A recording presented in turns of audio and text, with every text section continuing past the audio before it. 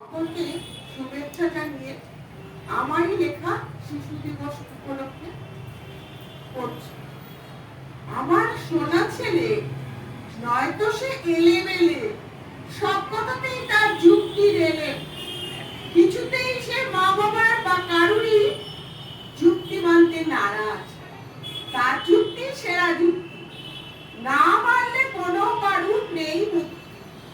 আদরের ধর প্রতি শিশুর কথার যুক্তি, তাতেই অনেক শিক্ষিত মা বাবা উপকার। অনুভূতির উপলব্ধি বড় বালাই, কোনো কিছুতেই নয় এর বিপক্ষে। মাতা পিতা অযৌক্তিক হলেও শিশুর কথায় হার মানতে বাধ্য। এমনি স্নেহের ধন এই সোনা ছেলে, তাই কখনো ভেবো না তাদের এলেবেলে। এরপরে আমার পরের নিবেদন একটু স্যার জগদীশ চন্দ্র বোস সম্বন্ধে কিছু লেখা।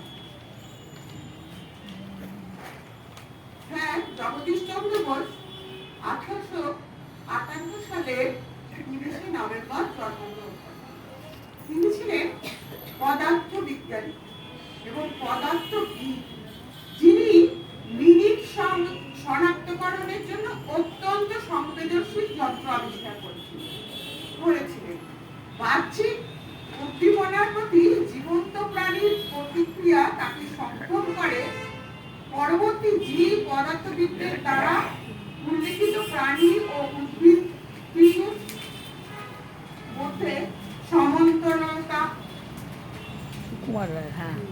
অনুমান করতে খুব সংক্ষিপ্ত রেডিও তরঙ্গের অর্ধ অপটিক্যাল বৈশিষ্ট্যের উপর বসে পরীক্ষা নিরীক্ষা তাকে উন্নত করতে পরিচালিত করেছিল। ওয়েরার রেডিও ডিটক্সের একটি প্রাথমিক রূপ, যা সলিড স্টেট পদার্থবিজ্ঞানের বিকাশে অবদান রেখেছে। এই যন্ত্রগুলি ফলাফল এনেছিল, যেমন কোষ উদ্ভিদের মধ্যে আপাত অনুভূতির ক্ষমতা প্রদর্শন করে, যা আহত উদ্ভিদের কাঁপুনির দ্বারা উদ্ধার।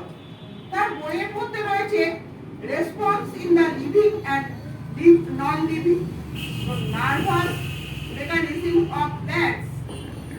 তার মৃত্যু নভেম্বরে 1937 সালে। মজা করে বলি। কিন্তু তার